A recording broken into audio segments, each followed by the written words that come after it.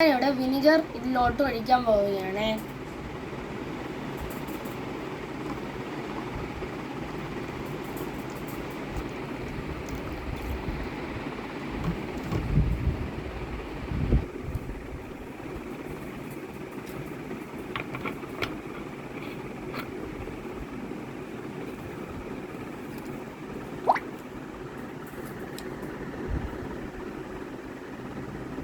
ഞാൻ ഇതിലേക്ക് blue litmus paper മുക്കാൻ പോവുകയാണ്.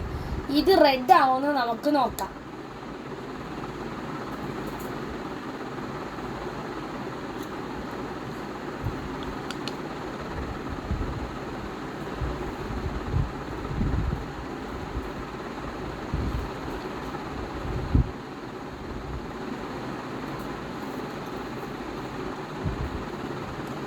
കണ്ടോ കൂട്ടുകാരെ, ബ്ലൂ ലിറ്റ്മസ് ബേക്കിംഗ് സോഡയിലേക്ക് മുക്കിയപ്പോൾ അത് ബ്ലൂ തന്നെയായിരുന്നു. അതിൻ്റെ അർത്ഥം എന്താണ്?